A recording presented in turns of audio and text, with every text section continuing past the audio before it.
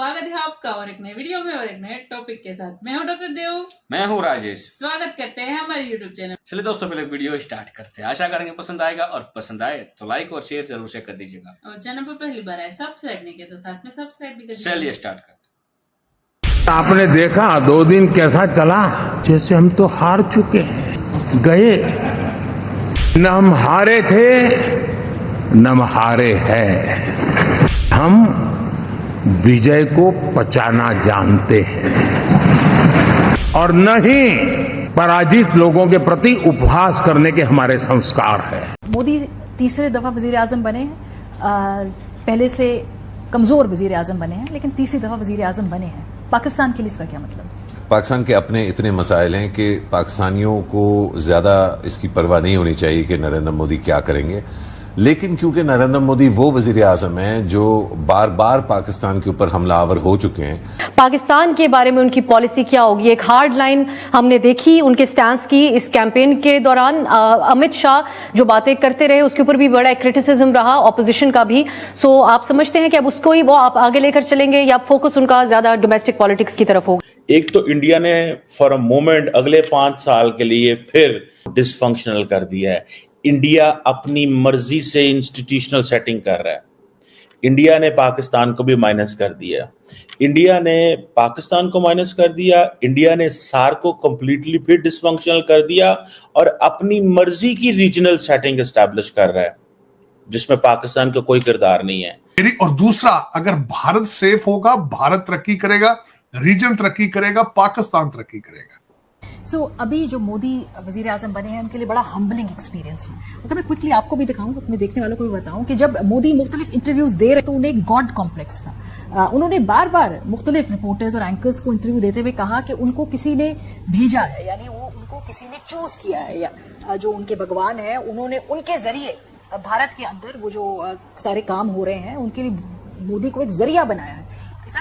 जय हिंद दोस्तों, जिस दिन रिजल्ट आया इलेक्शन का, पता चला कि नरेंद्र मोदी जी के पार्टी के 240 सीट है, लगभग 30-32 सीट कम रह गए, लेकिन एनडीए अलायंस के सीटें इनफ है गवर्नमेंट बनाने के लिए। लेकिन दोस्तों इसके बाद भी जो भारत को तोड़ने वाले तत्व थे वो सेलिब्रेट करने लगे कि नरेंद्र मोदी जी हार गए तीसरी बार, तो अब तो इंडी गठबंधन एनडीए को तोड़ के गवर्नमेंट बना लेगी। आप देख रहे थे ना कि फेक न्यूज आ रहे थे कि चंद्रबाबू नायडू नहीं शामिल होंगे, नीतीश शामिल नहीं होंगे, ये सब गठबंधन से राहुल गांधी को बना देंगे। तो पाकिस्तान में भी एक मिनी सेलिब्रेशन चालू हो गया था। Big shock to Narendra Modi angry on Indian election, he will lose soon. Pakistan में ऐसे ऐसे न्यूज आने लगे, लेकिन जब पता चला कि भाई एनडीए गठबंधन नहीं टूटने वाली, गवर्नमेंट उसी तरीके से स्ट्रॉन्ग बनेगी जैसे लास्ट 2 टाइम था, तो पाकिस्तान में फिर मातम का माहौल छा गया। और नरेंद्र मोदी जी ने यह भी स्टेटमेंट दिया कि ना हारे थे और ना हारे हैं, ठीक है, उसी तरीके से गवर्नमेंट चलेगी। इट मींस कि उसी तरीके से पाकिस्तान को धोते रहेंगे जैसे पिछले 10 साल धोया।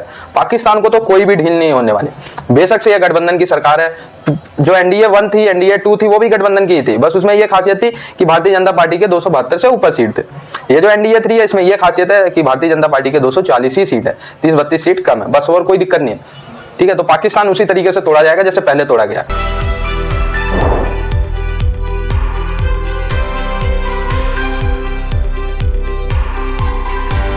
उन्होंने सोचा कि हमेशा हमेशा के लिए पाकिस्तान को आप साइड पे कर दो। अब जो राष्ट्रपति भवन के अंदर ये होना है, तीसरी टर्म लेनी है उन्होंने, ये तो पता है ना आपको, तीसरी टर्म, ठीक है जी। इंडिया इतना बड़ा नेबर है पाकिस्तान इंडिया का, जो न्यूक्लियर पावर है, 240 मिलियन की आबादी है, 2.5 फ्रंट वॉर की बार बार इंडिया बात करता है। क्या इंडिया अपनी आंखें बंद करके ऐसे देख रहा है ना बेसिकली पाकिस्तान की तरफ? नहीं, ऐसा तो डल नहीं देखा, साड़ा ध्यान इधर है, ठीक है ना जी। And then we have to use the Indian Ocean to go to Chabahar and all this and then बाकी जगहों। सो वो कह रहे हैं हम नहीं आपको देख रहे। बातें कर रहे हैं इंडिया कनेक्टिविटी की क्रॉस द रीजन, बातें कर रहे हैं फिजिकल डिजिटल इंफ्रास्ट्रक्चर स्टैब्लिश करना है, ठीक है जी, कॉमर्स एंड ट्रेड पे काम करना है, लेकिन पाकिस्तान को माइनस कर लिया। कोई आपको मिलने आता है या कोई आपको इनवाइट करता है तो क्यों करेगा? What do you have for them? Narendra Modi ने 7 मुल्कों को बुला के अपनी मर्जी के पाकिस्तान को, अब मुझे ये भी पता है, इंडियंस को ये पता था कि अगर हम पाकिस्तान को बुलाएंगे उन्होंने आने ही कोई नहीं है, बुलाने की जरूरत ही कोई नहीं है। ना उन्होंने आना है और ना हमने ना ही बुलाए, तो उनको तो समझ आ गई ना कि करना क्या और करना नहीं क्या नहीं है। So they have prioritise the neighbour. So India जबरदस्त अपनी फॉरेन पॉलिसी को कर रहा है। हम सैंडविच हो गए इंडिया के साथ। इंडिया की जो लोकेशन है that doesn't allow us to go into Indo Pacific and Arabian Sea, Strait of Hormuz, इधर इतने बड़े प्लेयर हैं कि हम कुछ कर नहीं सकते। सो हमारे लिए बॉक्स हो गया अफगानिस्तान, बस। ठीक है जी। सो इंडिया ने सार को स्क्रैप कर दिया। ये है फॉरेन पॉलिसी कि उन्होंने खुद ही अपना उन्होंने एक इंस्टीट्यूशन ही स्क्रैप, उन्होंने सब रीजनल सेटिंग ही स्क्रैप कर दी आपकी। और मैं एक बात बताऊं, to be frank enough and fair enough, Pakistan didn't even try कि हम इसको जो है ना वो दोबारा जिंदा करें। सार्क को कोशिश ही नहीं की, क्योंकि सानू पता कोशिश की करनी कुछ होना ही नहीं।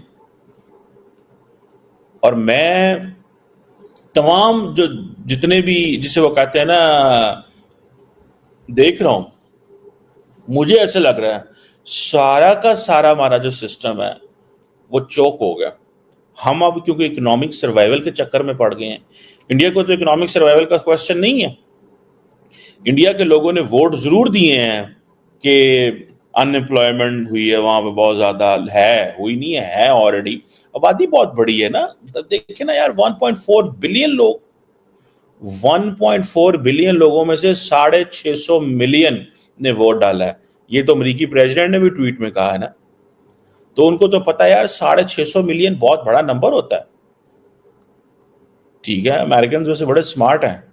उन्होंने जो ट्वीट की थी ना, उन्होंने कहा we congratulate prime minister Narendra Modi and NDA alliance.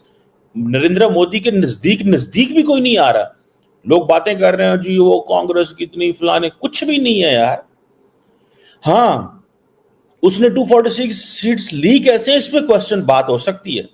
अब इंडिया की नज़र जो है उन वादों की तरफ है, क्योंकि मोदी साहब जैसे वादा किया गया था कि वो ही वज़ीर आज़म बनेंगे, और कुछ लोगों का ये भी मानना है अगर वो नहीं होते तो इंडिया की शायद ऐसे ग्रोथ नहीं हो पाती। जी देखें, ये बात बिल्कुल ठीक है। जो पिछले 2 टेन्योर्स हैं, अगर हम उनको एनालाइज करते हैं तो मोदी एडमिनिस्ट्रेशन ने बड़े अच्छे काम किए हैं। ठीक है, he brought too much on the table, जो इंडियंस के लिए है अच्छा है। एज ए नेशन उन्होंने ग्रो किया है। और जहाँ तक आपने बात की कि उनके छोटे इवेंट्स हो बड़े इवेंट्स हो, वहाँ पर इंटरनेशनल कम्युनिटी या कंट्रीज़ क्यों रिस्पॉन्ड करते हैं। मेरी नज़र में इसमें 2-3 फेलियर ज़रूर हो सकता है, जो मैं कहूँगा हमारे ऑफिस की तरफ से होना चाहिए, ज़रूर होना चाहिए। और वैसे भी मोदी जी के हमारे जो नवाज शरीफ एडमिनिस्ट्रेशन है, इनके साथ बड़े अच्छे ताल्लुकात रहे हैं, और इनके जो इंटरेस्ट भी कॉमन है टू सम एक्सटेंड, क्योंकि इनके हमारे शरीफ ख़ानदान के वहाँ पर बड़े बिजनेसेस हैं इंडिया के। तो मेरे ख्याल में मतलब it's not just a matter of a tweet कि एक ट्वीट में कुछ लेट हो गई है या कुछ अभी तक नहीं हुआ, तो इसको हम इतना ओवर जनरलाइज। हमारे वज़ीर आज़म भी तो मुल्क में नहीं है ना। हाँ, वो एक्चुअली अपने दौरों पे चल रहे हैं, जो माशाल्लाह से वो कर रहे हैं। I can't say anything more on this. ये दौरे क्या रंग लाएंगे? ये दौरे अब और नया क्या लाएंगे? Obviously nothing.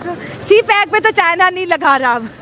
सी पैक में देखें, वो एक हमारा फेलियर है। I accept. वो कहते हैं हम आपको अरबों डॉलर दे, आप बदले में हमें लाशें दे रहे हो चीनियों की। ये एक ट्रेजेडी है, ये एक ट्रेजेडी है और ये सैड थिंग है। आई थिंक ऐसा नहीं होना चाहिए, लेकिन स्टिल हैविंग सेड दिस और having going through this, still they are doing business. अभी आप देखें जो रिसेंट है शहबाज शरीफ का विजिट, उसमें हवावे के CEO और जो टॉप बिजनेस कम्युनिटी है उनके साथ उन्होंने आई थिंक 42 और 32, I don't really remember the exact numbers, लेकिन उन्होंने MOU साइन किए हैं। तो मतलब वो बात MOU से आगे नहीं जाती ना।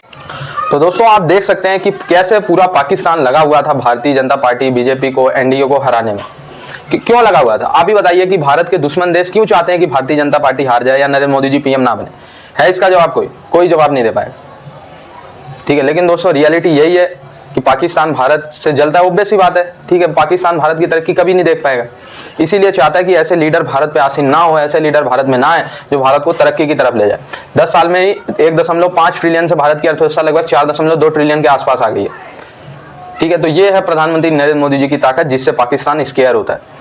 आप देखिए 10 साल पहले कोई ऐसा सिंगल हफ्ता नहीं जाता था जिस दिन कश्मीर में, भारत में धमाके हो, गोलीबारी हो, ऐसी खबरें ना है। आज से 10 साल पहले की मैं बात बता रहा हूँ। आज का दिन है दोस्तों, कहीं पे धमाके की, गोलीबारी की खबरें आती है, अगले दिन ढेर हो जाता है जो बंदा ऐसा करता है। ठीक है, ये बहुत बड़ा मेजर चेंज आया। और एक बात तो हमें एज अ भारतीय समझना होगा कि अगर पाकिस्तान नहीं चाहता प्रधानमंत्री नरेंद्र मोदी जी आए तो ये क्या मतलब है। अगर पाकिस्तान भी ये नहीं चाहता कि नरेंद्र मोदी जी आए और भारत की जनता भी नहीं चाहती नरेंद्र मोदी जी आए तो इसका मतलब कुछ गड़बड़ है। क्योंकि पाकिस्तान भारत का हित नहीं सोच सकता है, चाइना भारत का हित नहीं सोच सकता है, टर्की भारत का हित नहीं सोच सकता है। अगर हमारे टर्की और पाकिस्तान के सोच एक हो गए तो फिर समझ ही सकते हैं आप लोग क्या तबाही है। ठीक है, जातिवाद के नाम पे, धर्म के नाम पे, मजहब के नाम पे अगर हम टूटे रहेंगे तो बहुत आसानी से जो हमारे दुश्मन है वो भारत को और तोड़ देंगे। ठीक है, अखंड भारत था, धर्म के नाम पे, जात के नाम पे बट गया। अगर इस पे भी अगर हम ये नहीं समझे तो फिर कल्याण नहीं। लेकिन बहुत बड़ी तादाद में जनता ने नरेंद्र मोदी जी को जिताया भी है, 240 सीट कम नहीं है। ये भारत की यूनिटी को दिखाता है। जुड़े रहे ऐसी वीडियोस के लिए, तब तक के लिए धन्यवाद। जय हिंद। थैंक यू दोस्तों, वीडियो को यहाँ तक देखने वीडियो दोस्तों यहाँ पे समाप्त करेंगे, आपसे विदाई लेंगे, मिलेंगे और एक नई वीडियो में आपके साथ। टिल देन, जय हिंद, जय भारत।